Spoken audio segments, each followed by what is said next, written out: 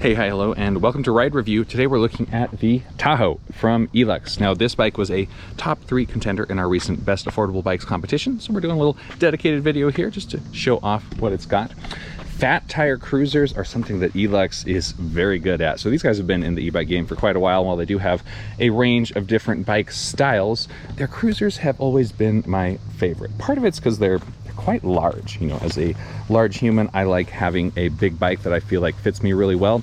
They're so stable at speed, so comfortable to ride on. They really know what they're doing with these cruisers. Okay, so this is the Tahoe. So this is the most affordable variant of this, coming in at just under $2,000. There is a step-through variant. We've got the high step here, which means it has this high bar across the top. So if you want something that's a little bit more approachable, easy to step on, you can get the step-through variant. And then there's also a GT, the Tahoe GT, which is essentially this bike but with better components. It's got a lot of upgrades like suspension. You can skip ahead in the video to see this compared side by side with the GT if you are torn between the two. But for now, let's run through everything on the Tahoe. I love the tires on here. These are from V Tire Company, and you know, E-Lux calls these like super quiet or super stealthy. The tread on these is very quiet on pavement. A lot of fat tire bikes can be very loud on pavement, especially the knobby ones. Once you get going fast, it can be a little bit obnoxious. These ones are a little bit more stealthy, and these are just all around awesome tires. Good puncture protection. You know, V Tire Company really makes some solid stuff. I love the appearance of this bike too. I mean, we've got the color matched fenders on here that accent really well with all of the black components throughout. Just such a beautiful looking bike, and they have a lot of different eye-catching colors if orange is not your style. Okay, so this is a I mean, you don't have any suspension fork up here, right? But you get a lot of suspension comfort from the tires. They have so much air in them that they provide a lot of natural comfort. And we've got a basic suspension seat post back here. It's got 40 millimeters of travel, which isn't a ton, but it is actually noticeable. You can't even adjust the preload on it, get it dialed in for your weight. So the combo of that plus the tires really makes this an incredibly comfortable ride. And if you need more comfort, maybe you ride on really rough trails, you might want to spend a little bit more, upgrade to the GT, which has better suspension, seat post, and a suspension fork as well. But I think for most people, this is really going to fit the bill. This is a classic beach cruiser style. So you've got these nice beach bars back here that sweep way back. This huge, comfortable cruiser saddle. I mean, this thing is incredibly cushy, so comfortable to ride on. And the end result is that you get a very nice upright seating position, you know, classic cruiser riding style. Very comfortable to be in the saddle for hours and do a lot of exploring. And if you want to do a lot of exploring, you need a big battery, which we have got. This is the 14 amp hour version, which works out to 696 watt hours, which is pretty decent capacity already. And then, you know, if you want to spend a bit more, you can upgrade to a 20 amp hour version, even more range. But you know, I think that'd be overkill, honestly. This is going to get you a long ways. You know, even if you're only using the throttle, you should be able to get at least 20 miles out of it. And if you're pedaling along, a lot more than that. Let's see what else. We'll talk about the accessories on this bad boy. You get a rack, nice sturdy rear rack, 25 kilogram max weight limit, which is about 55 pounds. It comes with this bungee setup by default. So if you're carrying just some basic cargo back here, it's easy to strap it down and not have to worry about it. I really like seeing that, so that, you know, maybe you just use the rack a little bit occasionally. You don't have to spring for some kind of a basket to hold things down on there. Other accessories, you get integrated lighting. Got a headlight up front, integrated light back here in the rear rack. We'll go ahead and fire up the display just so we can show off the lights real quick. Takes a moment for it to power up. And then if we want to turn on the lights, we just short press the power button. We get a little light indicator right there. Kaboom. Headlight is on. Ta-da. Brake light is also on. I don't remember if we get brake light activation on this. Let's try it out. Squeeze that. Hey, look at that. We do. All right. Squeeze the brake levers. You get an even brighter brake activation mode. Great touch for safety. There are no turn signals on here, so, you know, use your hand signals. Turn signals would be nice, but a lot of e-bikes, especially over here in the States, still don't have them, so can't really knock them for that. Other accessories on here are the brakes, Tektro Ariga E-Comp. These are e-bike specific. Part of that means they have motor inhibitors built in, so when you squeeze these levers, it immediately kills power to the motor. you're never in a situation where you're fighting the motor, you know, if you maybe forgot that you're holding down the throttle when you're trying to panic stop. These are 180mm rotors up here. I mean, look at the size of these things. These are awesome. Dual piston calipers. These provide excellent stopping power. It is important when you have a bike that is, you know, this big and hefty. If you get going fast, it can be a bit of weight to bring to a halt, especially if you're a bigger person. These actually can support a rider size up to 350 pounds. Pretty high for an electric bike. The motor on the Tahoe is a 500 watt rear hub motor. This is, I believe they partnered with Dapu for making these motors here.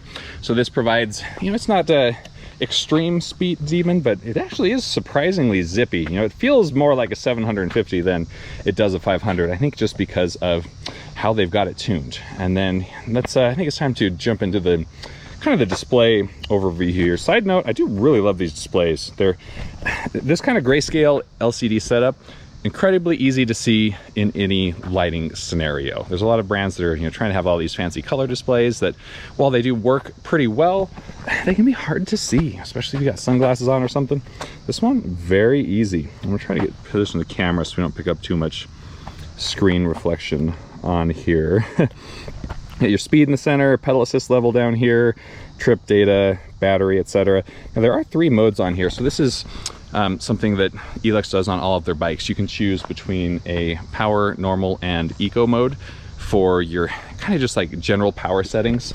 So, you know, right now we've got it in eco, but then within that, there's still, you know, all the way from 0 all the way up to 5 different pedal assist levels. So you can really kind of fine tune that. And it's kind of, you know, if you're wanting to get more exercise or just be more range efficient for a long ride, you might have that down in eco.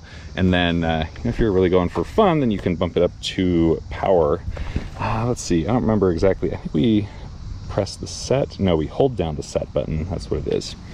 And so that's the first thing you can change once you get in here. You can use your plus and minus to go, you know, all the way to power. I'm going to just leave it on eco for now, and then you hold down set. If you keep pressing set, and it's going to cycle through a whole bunch of other options in here in the display, which are a little bit, you know, I think this is the wheel size.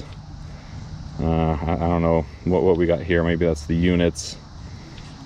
I'm not going to mess with any of these settings because I'm not sure what some of them do. And you don't really need to do that. You know, that might be something that E-Lux would have you do if you were having issues with your bike and had to talk to support and something was goofed up. But for most people, all you would really need to do is changing it eco, normal, power, picking your setting in there. Here you can see the Tahoe up against some other models from E-Lux. So we've got our high step here, and then there is, of course, a step-through variant. This is the exact same bike, other than the frame geometry being different. So this one's a bit more approachable and easier to mount and dismount if you need that extra help. But by contrast, having the high step frame, this one's going to be more stable, especially if you are going fast. Now over here we have the GT variant of the Tahoe. So similar, you know, they look the same. It's the same frame, of course, but you've got just upgrades all across the board on these things. You've got these awesome suspension forks up here with about 80mm of travel on them, and you can adjust those for preload. They've also got lockout on it. You've got suspension seat post, and man, these are just about as good as you can get for suspension seat posts from SR Sun Tour. These things have a ton of travel on them. You can adjust the preload. And we have these saddles too. I mean, look at these saddles. These things are very thick gel, incredibly comfortable. You know, the original Tahoe is already pretty comfy just from the cruiser seating position and the big fat tires. The GTs, these feel like riding on a cloud. You know, they're just, they're fantastic. So if you have a little bit of extra money and really want that extra comfort, then, you know, spending a little bit more for these is probably worth the upgrade. But if you, you know, you're trying to stay on a budget and you, you know, maybe you don't ride on that rough of trails or roads, so that you don't need the suspension, or, you know, just the basic suspension you get from this seat post, then the regular Tahoe will do you just fine. And we do also have one of the Sierra GTs over here. This is their folding fat tire bike. Now, similar to the Tahoes, it has the standard and the GT version. We've got the GT, so we've got the fancy SR Sun Tour seat post suspension on here. We've got the nice comfy gel saddle, suspension fork up on the front. This thing is pretty darn comfortable as folding bikes go as well. So definitely, you know, if you're short on storage space, this could be worth checking out. But if you aren't worried about the storage space, maybe needing to transport it in your car, then I would definitely go with, you know, one of the Tahoes, just because having the bigger frame, they're just so much more comfortable to ride on, more stable at speed, just generally a better ride experience. You know, with a folding one, you're really prioritizing storage space at the cost of various other ride comfort and performance metrics. What's up, everybody? Tyson here from Ride Review. I want to take a quick moment to tell you about Micromobility America. This is a micromobility focused conference that is happening in Southern California on November 14th and 15th this year. Now, we are pulling out all the stops and trying to get a lot more dealers, and you know, if you're a store owner or maybe a distributor for electric vehicles, I mean, you know, bikes, scooters, skateboards, EUCs, you know, micro cars, anything like that.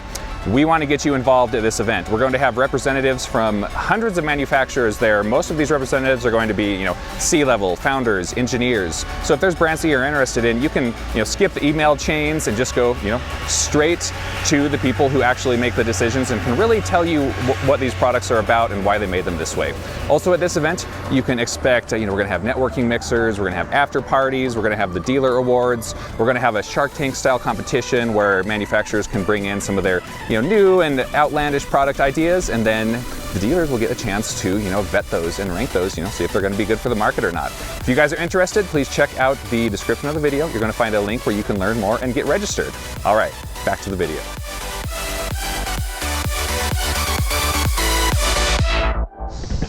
All right, we're going to take the Tahoe for a spin here. Something to note for E-Lux bikes is that you do have to have the key in here to operate the bike, right? So there's an off and an on position for the key, and then you can bring it down here if you want to unlock and remove the battery.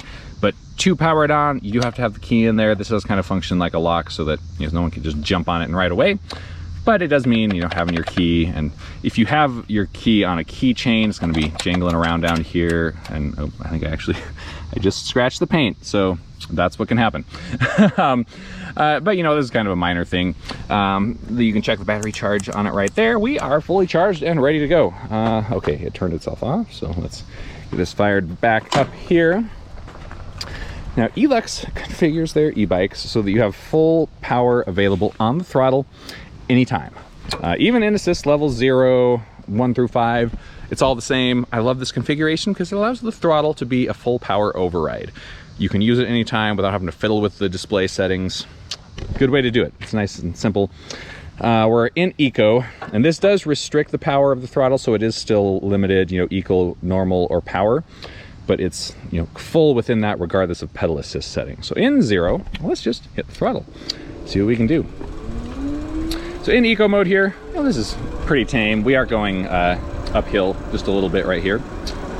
There's 10 miles an hour. We're gonna have to avoid the curb here. Here we go. I'm just gonna hold down the throttle, see what we can do speed-wise. Now the throttle on these, it does seem to be kind of unlocked. A lot of electric bikes cut off the throttle at 20 miles per hour, which is technically what they're supposed to do legally. The throttle shouldn't get you higher than 20. But it doesn't seem to really be locked down that way for E-Lux's bikes. I don't know if we're going to be able to get there on Eco. We're kind of peaking at right about 18 miles per hour going up this hill. Now for comparison, let's try it out in power mode. How do we do this? We have to hold down set, and we can go boop, boop, up to power. Hold down set again. Now we are in power mode. We're gonna bring it down to mostly a stop. Let's hit the throttle. Woo! That's some power. Yeah, baby, now we're talking. 15. There's 20 miles per hour. 25 miles per hour.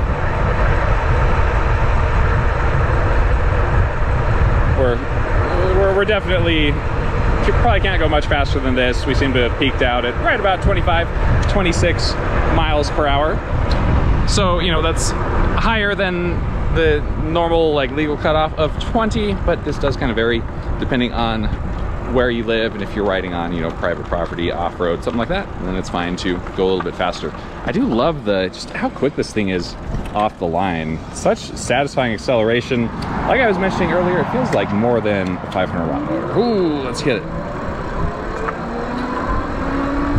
15, yeah, I mean, throttle only, just to get up to 20 miles per hour. Incredibly zippy.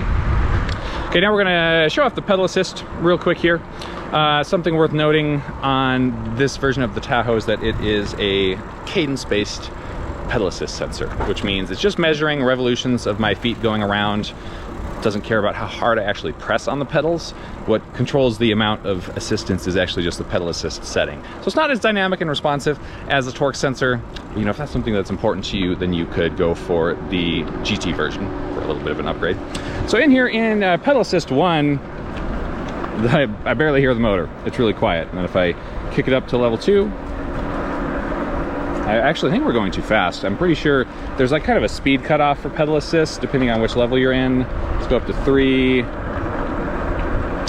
not getting anything. Let's go up to 4. Whoa, there we go. We're getting some serious juice. Okay, let's bring it back down. I'm gonna come down here to 1. We're gonna bring it down to pretty much a stop. And I'll start pedaling. Okay, yeah, I hear the motor, and then it seems to cut off at right about 7 miles per hour. We'll go up to 2. Oh, there we go. We're getting the jolt. Then it starts to fade out around 11, 12. 3 will get us up to 15-ish. 4 is going to, we can get going a lot faster. 5 is going to take us all the way up to, I think 28. I don't know. Let's try. We're going to see what we can do. We got a little bit of a downhill.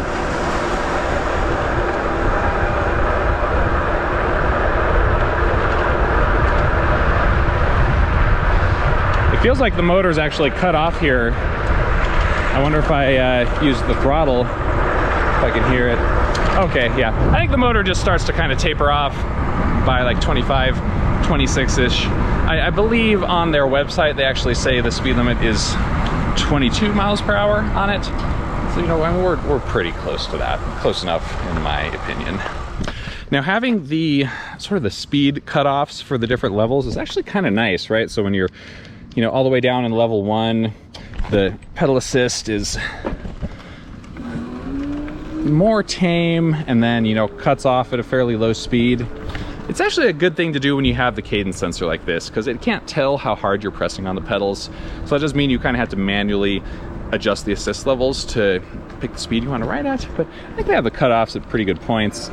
And then, you know, you can get used to it and you automatically know which level you want to be in just for where you're riding at. One last thing I want to demo for this, you know, I talked about it being a cadence sensor. That just means there's a bit of a delay when you start and stop pedaling. And so I'm gonna, you know, try and demo that here. I'm going to bring it down to a stop, and then you can hear when the motor kicks in and doesn't, related to when I start and stop pedaling. So from a stop here, we'll start. Come on, there we go.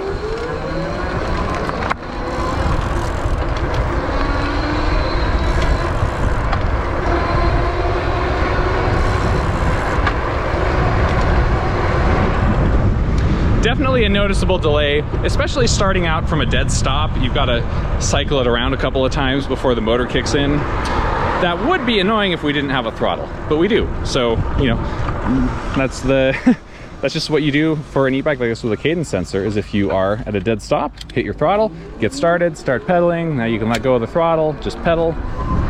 Super simple, easy to do. And, you know, who needs a torque sensor? This gets the job done just fine. I realized we didn't even talk about the pedaling drivetrain when we were doing the walk around, talk around. Let's take a quick look at it here. So this is a Shimano Altus. This is a step up from their entry-level tourney system. So pretty solid performing here.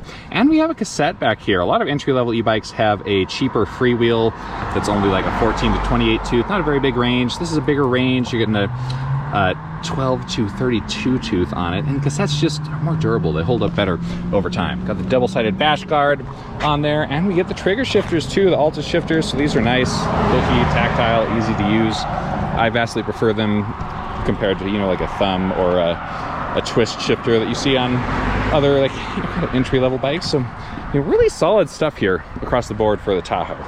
And here's what you've got just in terms of the, you know, seating position, ride comfort.